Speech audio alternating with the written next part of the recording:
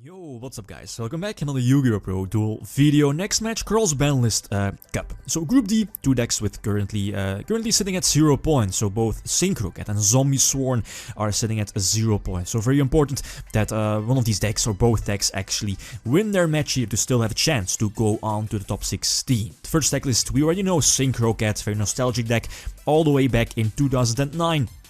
Won our European Championship back then, pretty much the best deck back then because of Synchro Cat or Rescue Cat and Air Bellum popping the hands, or at least discarding, let your opponent discard a card from their hand, Cold Wave, Crush Card Virus, double Pot of Avarice and so on. Dark Strike Fighter pre-errata. Very cool deck list. Second deck list, we have Zombiesworn from one of my friends here in the game, Umut Serin's Zombiesworn deck list.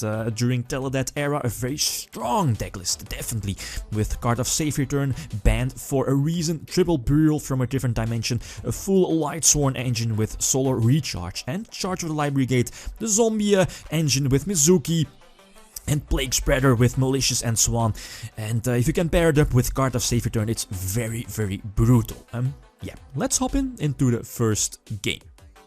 Alright, first of all, I think, no, I get to start. So, see the Sangan, set the Mirror Force. Okay, that should be enough if my opponent is able to go for game. Still have a Gorse.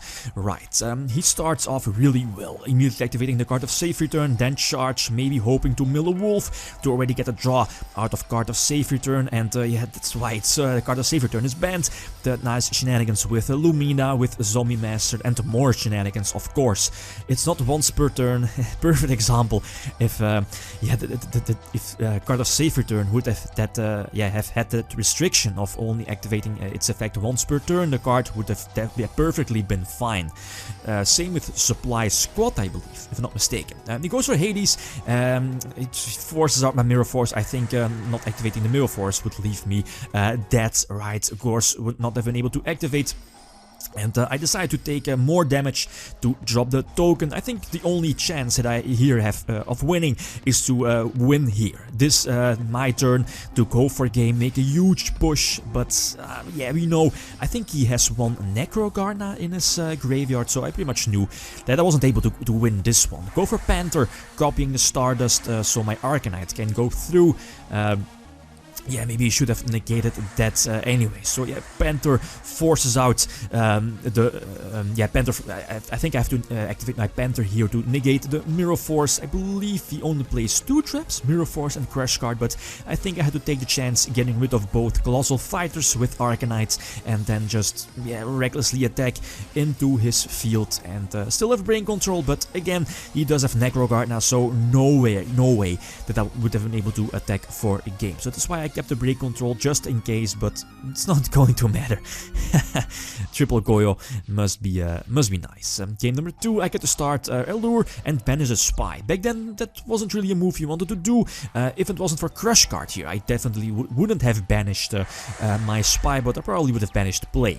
Spy does fetch Gravekeeper's Guard, which is a target for Crush Card, but again, my opponent does play, I believe, Heavy Storm, does play Lila to potentially disrupt my back row. And Rescue Cat is not banished to contribute like Rescue Rabbit, so I can just reborn it and decide to go for triple Air Bellum, deal damage, and force him to discard his hand, force him to use his Necrogardener, and eventually end with a huge Beat Stick. And I think I have 2 back rows left, yeah, indeed. So I'm in a very, very good position. Although I do have a top deck here into Mind Control, and eventually I can attack for a game. A little bit lucky since he did mill, I believe, Mezuki and the Plague Spreader, and I think he has Malicious already engraved, so lucky draw for me. But again, as always, he gets to start, so he has the advantage. He goes for the first turn Stardust, protected by Mirror Force, and that's very big. Allure of Darkness in my hand is kinda crappy. Cold Wave is not too great against any Lightsworn deck, unless if you open and you can just activate Cold Wave, set for example your Spy, your opponent cannot activate their recharges, their charges, cannot set any cards, and next turn you can just maybe OTK. So that's one of the reasons why Cold Wave could be decent against the deck, but other than that, Both Heavy Storm and Cold Wave are kinda useless, and yes, Pot of Avarice, we all know from back in the day, you either open with Pot of Avarice, making it a pretty much dead card, or you never draw Pot of Avarice. That's always the case, at least my case with the card. He flips over, at least he reveals a Heavy Storm, and eventually he can just attack for a game. So yeah, game number 3 I kinda bricked a little, but again he had that card of safe return, having some nice pluses, a big field, and I wasn't able to recover from that. Yeah, okay, so Zombiesworn take up the 3 points here, and Synchro Cats are pretty much out of the tournament. Okay, guys, that's it. Thanks for watching, and feel free to leave a comment or a like if you enjoyed the video. Lithium signing out. Peace.